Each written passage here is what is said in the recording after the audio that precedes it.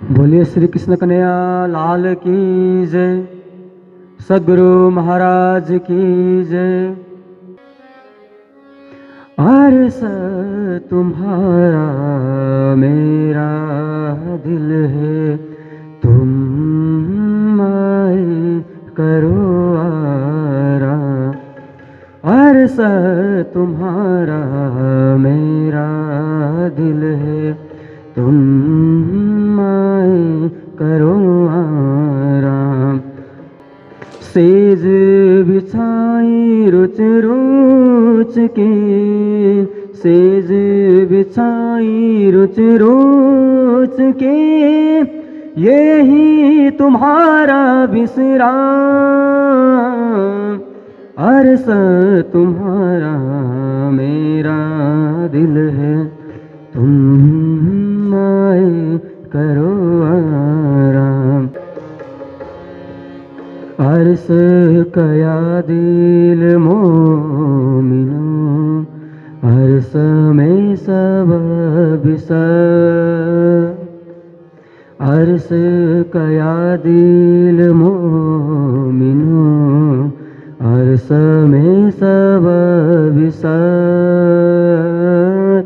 निमख न्यारी क्यों होए सके, निमख न्यारी क्यों होए सके, रूह निस्बत हक जात।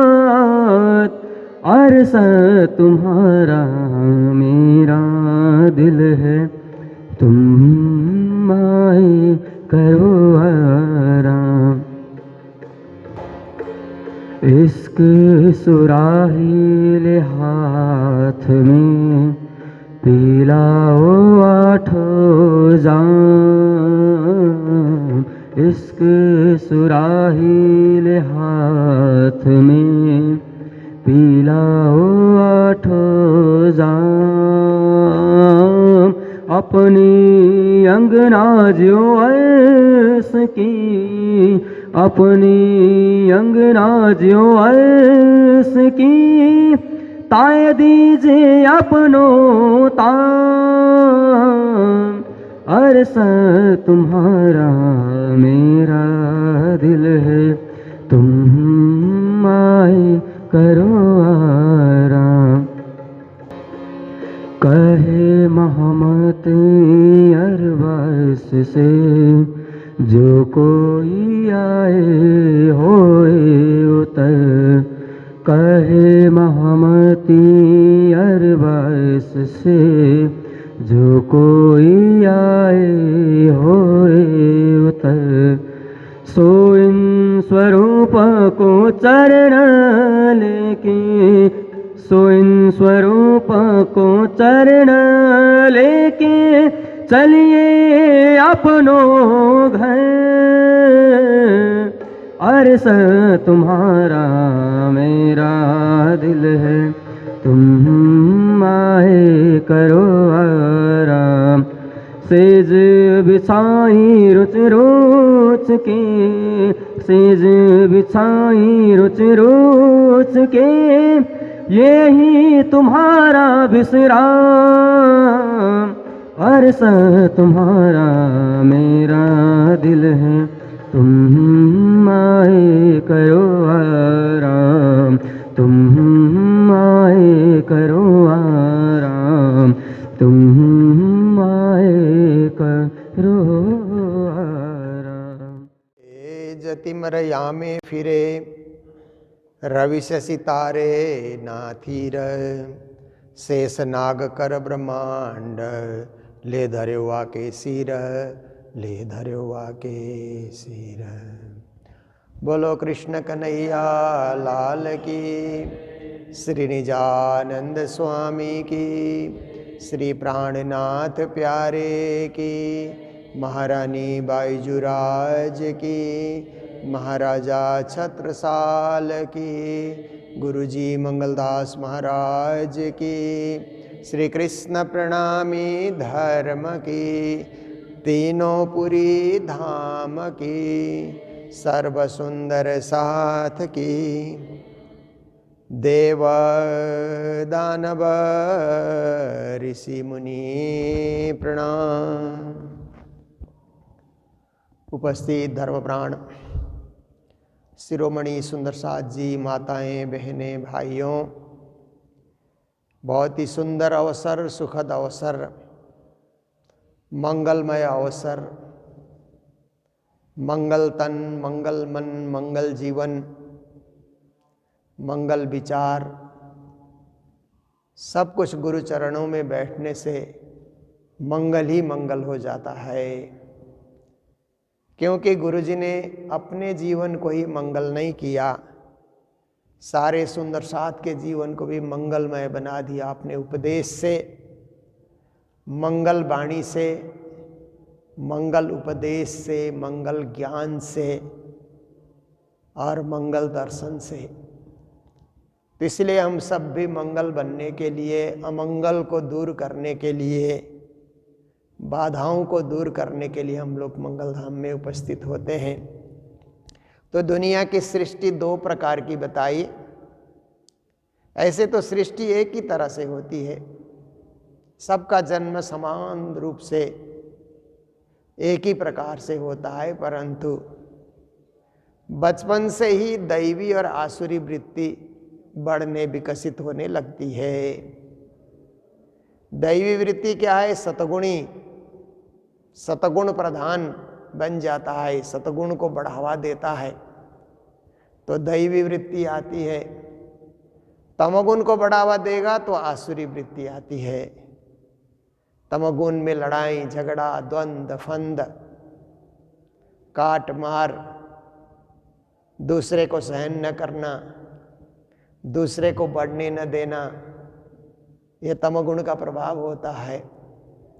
सतगुण का प्रभाव होगा तो मैं भी हूँ, वो भी है, सबका अस्तित्व है, सब शांति से रहें, सुख से रहें, संपन्नता से रहें, किसी को कोई दुख आए ना, कष्ट आए ना जीवन में। विश्व ही मेरा परिवार है, विश्व के सभी लोग सुख शांति से रहे, ये सतगुण का प्रभाव होता है। तो दैवी वृत्ति में यही सब चीज़ें होती है। गुण ही गुण ज़्यादा होते हैं, अवगुण होते ही नहीं, होंगे भी तो कम होंगे, उनकी गिनती नहीं होती है। आसुरी वृत्ति में अवगुण ही अवगुण होता है, गुण ढूंढना पड़ता है और अवगुण से ही समाज को नुकसान की ओर लिए चलते हैं। तो देव दानव, देवासुर संग्राम, ये हम लोग पहले से पढ़ते आ रहे हैं ना, देव और असुरों का संग्राम होता रहा। समुद्र मंथन किया देवता और असुरों ने मिलकर के। 14 रत्न वहाँ से निकले तो रत्नों को पाने के लिए भी लड़ाइयाँ हो जाती थी उनके बीच में। धन्वंतरी अमृत कलश लेकर के आए तो उस अमृत को पीने के लिए देवता भी लड़े, दानव भी लड़े। देवता इसीलिए लड़े कि दानव पी जाएंगे तो ये अमर होंगे, तो आसुरी वृत्ति बढ़ेगी, दुनिया में अनाचार बढ़ेगा, पापाचार बढ़ेगा, इसलिए इनके हाथ में जाने नहीं देना है। असुर लोग ऐसा सोचते हैं कि देवता लोग अमृत पी जाएंगे तो ये हम पर सब हमेशा हावी रहेंगे, हमारे पर शासन करते रहेंगे, फिर हम कब शासन करेंगे, कब राज्य का संचालन करेंगे, इसलिए इनको पीने नहीं देना है। तो आपस में द्वंद्व, आपस में खींचातानी, अमृत के कलश को लेकर के खींचातानी हो जाती है और 4 बूंदें अमृत धरती में गिरी, ऐसा कहा जाता है। जहाँ पर 4 कुंभ मेले लगते हैं ना, प्रयागराज में, हरिद्वार में और उज्जैन में, नासिक में, ये 4 जगह कुंभ मेले लगते हैं। अमृत गिरने के कारण वहाँ उन तिथियों में जाकर के स्नान करने से अमृत पीने का ही सुख मिलेगा, आनंद मिलेगा। ये हिंदू समाज का सोच है, इसलिए बड़ी संख्या में लोग वहाँ पर पहुँचते हैं। तो ये पहुँचने वाले तो दैवी लोग हो गए, दैवी बुद्धि वाले, दैवी विचार वाले। आसुरी विचार वाले को कोई धर्म कर्म से कुछ लेना देना नहीं है, अपना घर भरना, अपना परिवार सुखी रखना, यही आसुरी वृत्ति होती है। इसलिए गीता में श्री कृष्ण ने कहा कि दैवी संपत्ति मोक्षाय, कहते हैं दैवी बुद्धि आई तो मोक्ष की प्राप्ति होगी। आसुरी बुद्धि आई तो फिर संसार का चक्र, जन्म मरण का चक्र भोगते रहना होगा, उससे परम गति नहीं मिल सकती है। इसलिए दैवी गुण धारण करो, अर्जुन को बताया। और दैवी गुण की गिनती करते हुए 26 गुण बताए।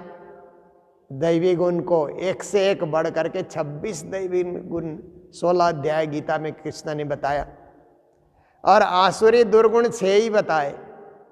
दुर्गुण कम होते हैं, दुर्गुण ज्यादा नहीं होते हैं, पर दुर्गुण ज्यादा प्रभावी हो जाते हैं। सतगुण ज्यादा है, सात्विकता ज्यादा है, दैवी वृत्ति ज्यादा है, पर वो प्रभावी नहीं होते, उनको प्रभावी किया नहीं जाता। दुर्गुणों को प्रभावी किया जाता है। जैसे हम प्रेम से मिलके बातचीत कर रहे हैं, सतगुणी वृत्ति है, पर एक चिल्लाता हुआ आया, जैसे कल संसद में घुसा ना, तो ऐसे ही कोई आसुरी वृत्ति घुस जाती है तो बहुत बड़ा नुकसान हो जाता है। फिर आसुरी वृत्ति आने से जोर से चिल्लाएगा या अपना बंदूक दिखाएगा तो सब लोग डर भी जाते हैं। एक ही असुर से एक ही आतंकवादी से कई सज्जन डरते हैं, क्योंकि वो प्रभावी ज़्यादा पावरफुल होता है। इसलिए आसुरी वृत्ति का दमन हो, दैवी वृत्ति का विस्तार हो, इसके लिए धर्म का प्रचार होता है, सात्विकता का प्रचार होता है, ज्ञान गंगा में गोते लगाने का कार्य किया जाता है। जो असुर हैं सो तो हैं ही, पर हमारी पीढ़ी में, हमारी परंपरा में, हमारी संतान में कोई आसुरी वृत्ति न धारण करे, सब दैवी बन करके रहें, जियो और जीने दो, ये शिक्षा पालन करते रहें। तो श्री प्राणनाथ जी महाराज, यही किरंतन का हमारा प्रसंग चल रहा है। देव दानव ऋषि मुनि, इस संसार में देव भी रहते हैं, दानव भी रहते हैं, आतंकवादी भी रहते हैं, दूसरों को सताने वाले भी इसी धरती पे रहते हैं, और दूसरों की सेवा करने वाले भी इसी धरती में रहते हैं। जैसे आप देखिए, कहीं कोई एक्सीडेंट हो जाए, ट्रेन की हो, गाड़ी की हो, तो 2 प्रकार के लोग वहाँ पहुँचते हैं ना। एक प्रकार के लोग क्या करते हैं कि इनको पानी पिलाओ, दवाई दो, फर्स्ट एड करो, इनको हॉस्पिटल जल्दी पहुंचाओ, ऐसा कहने वाला एक वर्ग भी जाता है, सेवा सहयोग भी करता है, पानी पिलाने लगता है। एक ऐसा वर्ग भी पहुंचता है कि इनके जो है रुपया पैसा कहाँ है, पर्स किधर गिर गया है, उस तरफ उसका ध्यान होता है, आसुरी वृत्ति है। दोनों पहुंचे वहाँ, परंतु एक चोरी करने के लिए, कुछ वहाँ से उठाने के लिए वो पहुंचा, एक सेवा करने के लिए वहाँ पर पहुंच जाता है। तो दुनिया में ये जन्म से, बचपन से जिसने अपनी वृत्ति जिधर बढ़ाई, आसुरी वृत्ति में ज़्यादा झुकाव रहा तो ऐसे ही बनता जाएगा। जैसे स्कूल लाइफ से ही आप देखिए, स्कूली जीवन से आप देखिए, चोरी करके पास करने वाले बच्चे बाद में भी चोरी करते रहते हैं, अपने धंधे में भी चोरी करते रहते हैं, व्यापार में भी। और जिन बच्चों ने नियमितता से पढ़ करके लिख करके पास किया है, वो दैवी वृत्ति में बने रहेंगे और चोरी करना उनको अपराध महसूस होता है। तो श्री जी कहते हैं कि ये सृष्टि में अब दोनों प्रकार के विचारों को विकसित करने वाले लोग जी रहे हैं इस संसार के अंतर्गत, और अपनी अपनी बातें दोनों कर रहे हैं। ऋषि मुनि फिर ऐसे साधक भी हैं इस सृष्टि के अंतर्गत जो अपने इंद्रियों को वश में करके बैठे हुए हैं, 10 इंद्रियों को कंट्रोल किया है उन्होंने। ऋषि उनको कहा जाता है, इंद्रियों को जो वश में कर लेता है उसको ऋषि करके शब्दों के द्वारा प्रयोग किया जाता है। मन को जो कंट्रोल करता है उसको मुनि कहा जाता है, क्योंकि मन ही तो इंद्रियों को घुमाता है ना, मन ही शरीर को घुमाता है। आप चर्चा में बैठे, मन नहीं माना तो फट से उठ जाएंगे। मन इधर घुमाता है, उधर घुमाता है, दौड़ाता है, कुछ कुछ सोचते रहेगा। तो इस तरह से मन का भी कंट्रोल हो जाए, मन का स्थिर करने का प्रयत्न हो जाए, तो क्या होगा कि उसको मुनि कहा जाता है। पहले पहले जो साधक होते थे वो वनों में बैठकर या तीर्थों में बैठकर के मन की साधना किया करते थे कि मन चंचल हो ना, इसके लिए वृत्ति चाहिए। मन तो भागते रहता है, कुछ काम देना चाहिए। तो जैसे कहते हैं ना कि किसी संत का आश्रम था, तो आश्रम में बंदर आकर के इधर उधर, मन भी तो बंदर की तरह होता है और बंदर का मन तो और चंचल होता है, इधर उधर आश्रम में कुछ वो लोग बदमाशी करते रहते थे। तो महात्मा जी ने सोचा कि इनको कोई काम देना चाहिए, बंदरों को एक कुछ देना चाहिए, चंचल होने के लिए जगह देनी चाहिए। तो उन्होंने क्या कर दिया कि एक बांस का लंबा सा खंबा आश्रम के आंगन में उन्होंने गाड़ दिया। बंदर आए तो ऊपर चढ़ते हैं नीचे उतरते हैं, ऊपर चढ़ते हैं नीचे उतरते हैं, थक गए बंदर। तो ऐसे ही बाद में उन महात्मा ने अपने भक्तों को शिक्षा दी कि मन भी बंदर की तरह होता है, प्रभु नाम रूपी थंबे से इसको जोड़ दिया जाए तो माला जाप करता रहेगा, पारायण पढ़ता रहेगा, पूजा करता रहेगा, उसी खंबे में बंदर अटके रहे ना ऊपर नीचे करके। ऐसे ही भक्ति रूपी स्तंभ में लोग टिके रहेंगे, मन चंचल नहीं होगा, मन एकाग्र हो जाएगा एक ही चीज में, मन वहां जा करके अटक जाता है।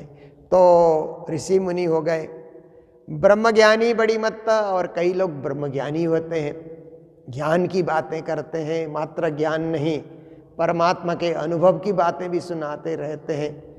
परमात्मा अदृश्य है पर ध्यान के द्वारा उनको देखा जा सकता है।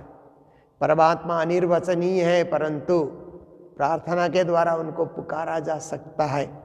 परमात्मा दूर से दूर है परंतु उनकी कृपा का अनुभव यहीं बैठे बैठे किया जा सकता है। आदि इत्यादि ज्ञान ब्रह्मज्ञानी लोग ज्ञान देते रहते हैं।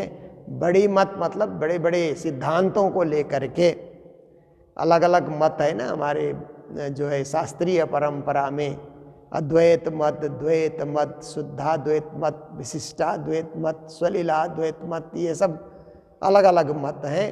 तो बड़ी बड़ी बुद्धि के जो महाज्ञानी होते हैं अपने मत से जगत वालों को शिक्षा देते रहते हैं।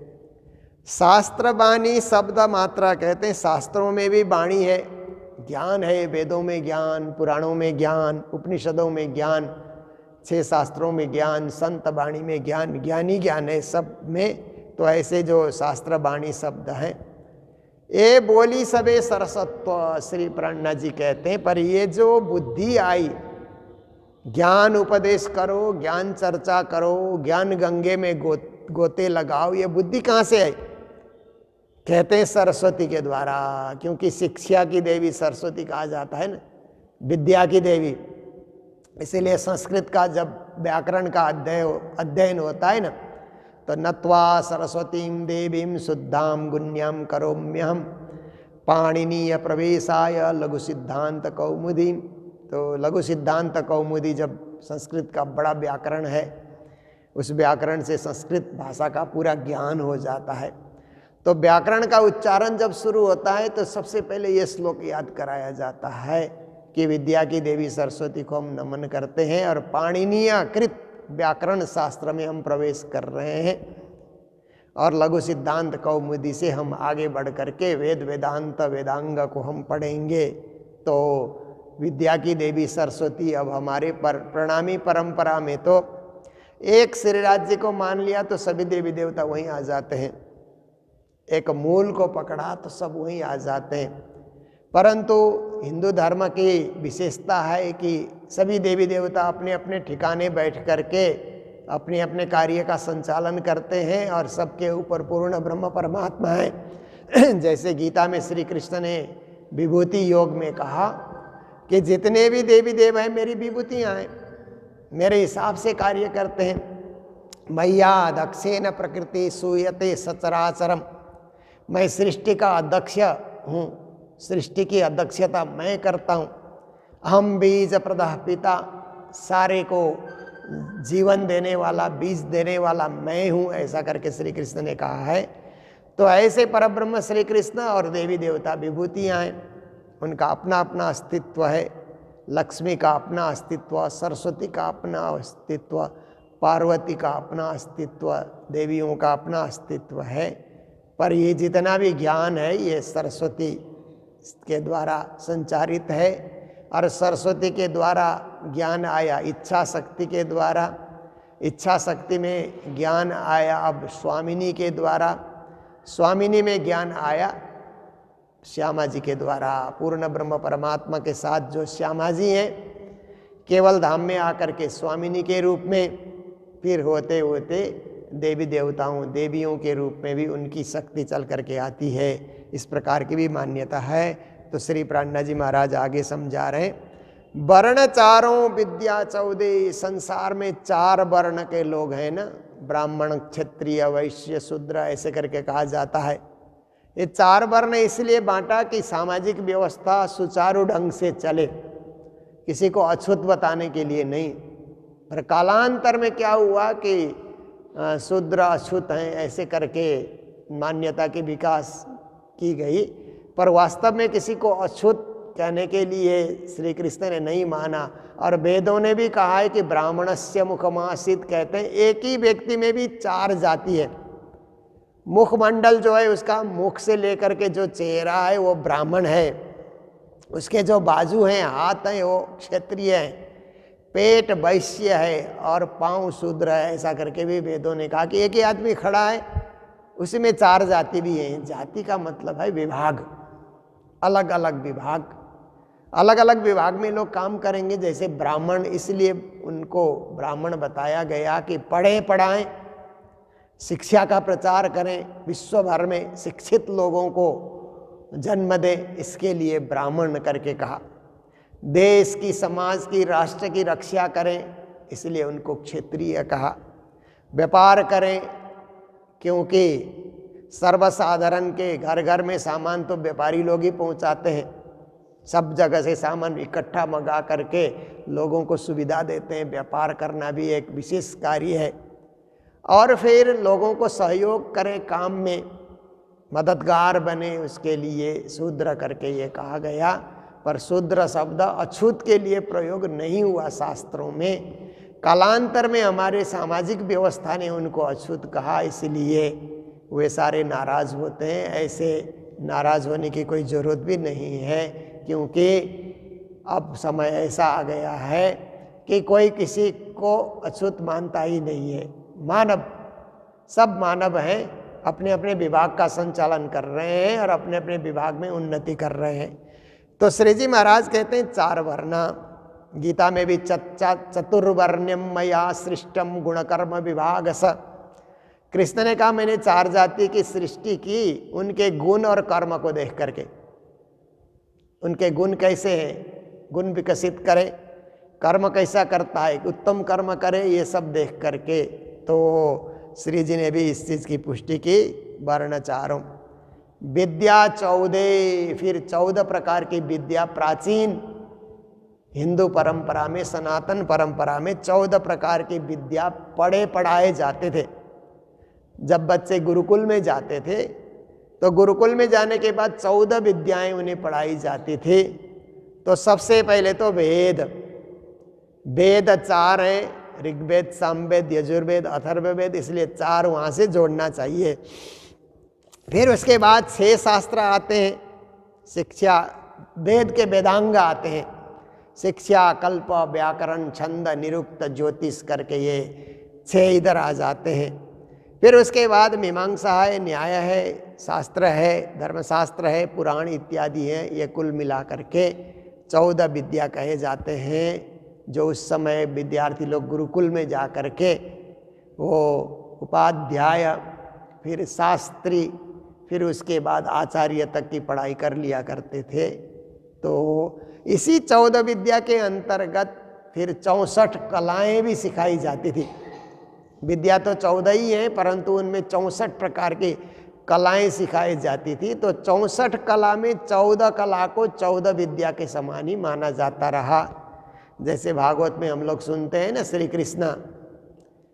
कृष्ण और बलराम सांदीपनी के आश्रम में गए तो 64 दिन में 64 विद्याएं सीखी उन्होंने, क्योंकि वो तो साक्षात परमात्मा थे, भगवान थे, ईश्वर थे, इसलिए उनको पढ़ना नहीं पड़ा, बस ऐसे देख करके उनको 64 दिन में 64 कलाएं सीखी।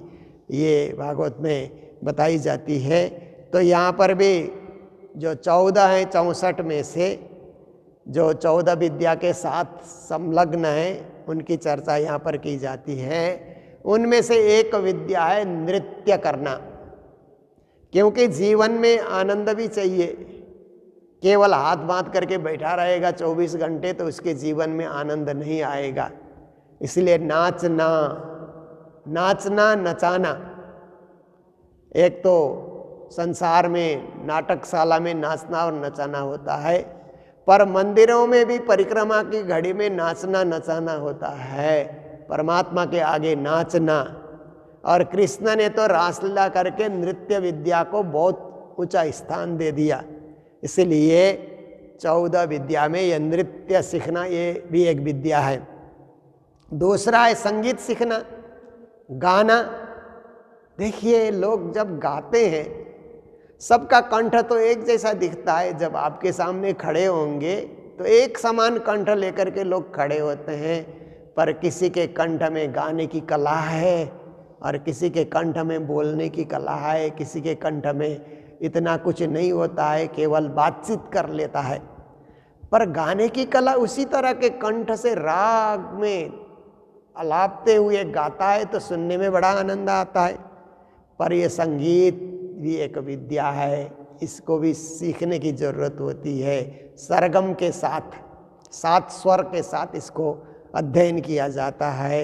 उसके बाद फिर कहते हैं कि पढ़ना पढ़ाना ये भी एक कला है। स्वयं पढ़े दूसरों को पढ़ाए, स्वयं शिक्षक बने और बच्चों को भी फिर से शिक्षक बनने की कला सिखाए। फिर कपड़े सिलना ये भी एक विद्या है, क्योंकि प्राचीन समय में तो ये दरख्त के छाल लगाते थे, पत्ते उत्ते ढक करके, शरीर ढक करके रहते थे जंगलों में। फिर ऐसा समय आया कि धीरे धीरे कपड़े की खोज हुई, कपड़े से ढकने लगे शरीर को, फिर सील करके कपड़े से ढकने लगे शरीर को। तो कपड़ा सिलना ये भी एक कला है, सुंदर सुंदर ढंग से कपड़े सिल करके तैयार किया जाता है। फिर घर सजाना, लोग घर तो बना लेते हैं पर घर को सजाना भी एक कला है। हर कोई घर को नहीं सजा सकते। अब देखिए किसी के घर में जाइए तो बाहर फूल लगे हुए होते हैं, अंदर जाइए तो बैठने की जगह होती है, और अंदर जाइए तो उनके रसोई घर, सोने के इत्यादि जगह सब सजा हुआ, सब सुंदर साफ सुथरा। ये भी एक कला है, विद्या है।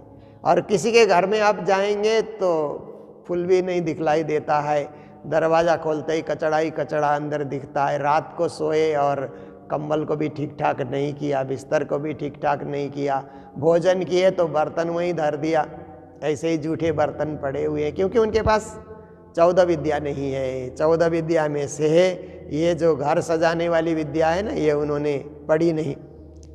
फिर भाषा सीखना, उस समय में पहले तो संस्कृत भाषा सीखी जाती थी, प्राकृत भाषा। फिर बाद में और बहुत सारी भाषाएं विकसित हुई, तो उन भाषाओं को सीखना, भाषाओं का अभ्यास करना, उन भाषाओं में बोलना, ये भी एक विद्या है। फिर शस्त्र बनाना, हथियार बनाना, क्योंकि उस समय सुरक्षा के लिए हथियार की ज़रूरत होती थी, तो शस्त्र अस्त्र बनाए जाते थे। आज तो आधुनिक ढंग से, वैज्ञानिक ढंग से शस्त्र अस्त्र बनते हैं, पर उस समय तीर, तरकस, कमान आदि आदि ये सब चीज़ें बनाई जाती थी, ये भी एक विद्या है। फिर और एक विद्या है औषधि बनाना, आयुर्वेद कहते हैं ना, ये आयुर्वेद भी एक विज्ञान है। आयुर्वेद में क्या होता है कि वृक्षों की छाल को लेकर के और वृक्षों के फल को भी लेकर के, फल के छाल को भी लेकर के दवाइयाँ बनाई जाती है। आयुर्वेद में कहा जाता है कि जितनी बीमारी इस दुनिया में है, इलाज भी यही है, संसार में ही है। उसके लिए इलाज के सब जो है ना सामग्री भी यही है, पर आयुर्वेद के माध्यम से उनको ढूंढने की ज़रूरत है। तो औषधि बनाना, तैयार करना, ये भी एक विद्या थी। चित्रकारी करना, सुंदर सुंदर फोटोएं बनाना, तब तो ये कैमरा का सिस्टम था ही नहीं, हाथ से ही फोटो बनाते थे। तो ऐसे सुंदर सुंदर चित्रकारी सीखना, ये भी एक विद्या थी। कढ़ाई करना, रंग से और धागे से कढ़ाई करना, बुनाई करना, ये भी एक विद्या थी। खेती करना, ज़्यादा से ज़्यादा फसल निकल आए। खेती तो सब कोई करते हैं, परंतु विद्या सीख करके खेती करेंगे जो कम जगह में भी ज़्यादा वो फसल तैयार कर सकते हैं, ज़्यादा अनाज इकट्ठा कर सकते हैं, ये विद्या सीखना। पुष्प सजाना, फूलों को सजाना, फूलों का हार इत्यादि बनाना और श्रृंगार करना, ये 14 विद्या के अंतर्गत 14 कलाएं भी इस प्रकार से आती है। तो श्री प्राणनाथ जी महाराज यहाँ हमें समझा रहे हैं कि वर्ण चारों विद्या 14, लोग 4 वर्ण में हैं, 14 विद्या पढ़े जा रहे हैं। ये पढ़ाए भले पर अच्छी तरह इनकी पढ़ाई कराई जाती है और विद्यार्थी भी उसको सीखते रहते हैं गुरुकुलम में जाकर के।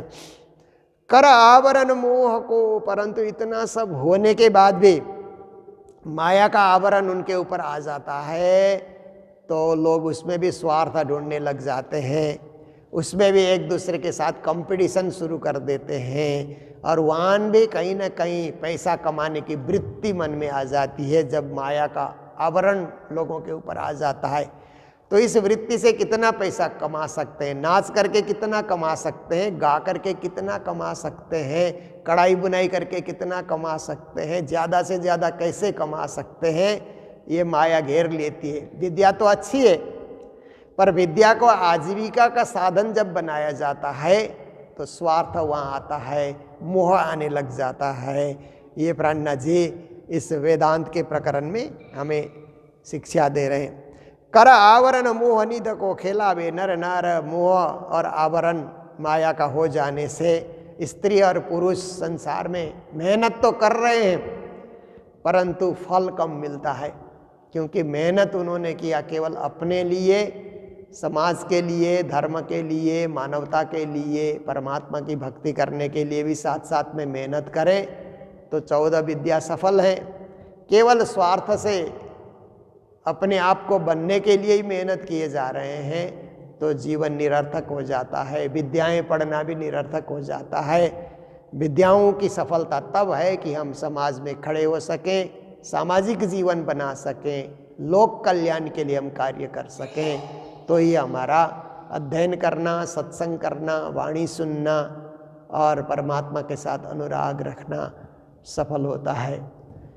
तो आज का भी हमारा समय पूर्ण होने आया। हम लोग वेदांत के किरंतन को सुनते जा रहे हैं।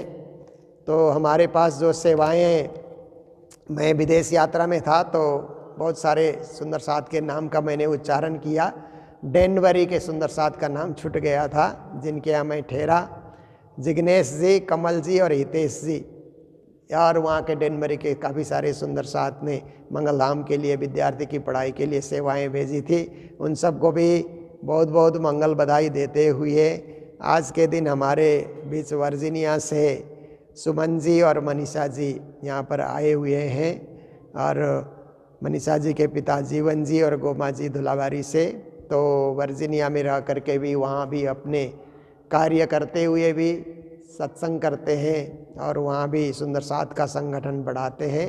उनकी ओर से आज का भंडारा है, तो मैं उनको भी मंगल बधाई देते हुए, हमारे एक भाई प्रवीण जी न्यूजीलैंड से भी आए हैं, उनके सपरिवार को भी बधाई देते हुए, जो भी सुंदर साथ अब देश विदेश में हमारे रहते हैं, परंतु सोशल मीडिया से कोई दूर नहीं होता है। जहाँ जाओ वहाँ सोशल मीडिया साथ में है, वहाँ भी आप लोग वाणी चर्चा सुन सकते हैं और वहाँ भी धर्म कर्म आप कर सकते हैं। तो सभी आगंतुक सुंदर साथ को भी मंगल बधाई देते हुए और भंडारा देने वाले सुमन जी और मनीषा जी को पुनः पुनः धन्यवाद देते हुए आज के प्रसंग को यहीं विराम दे रहे हैं। जय जयकार के साथ बोलो सतगुरु महाराज की, श्री प्राणनाथ प्यारे की। वरना चारों विद्या 14, ए पढ़ाए भली पर, कर आवरण मोहनिद को, खेलावे नारी नार, खेलावे नारी नार।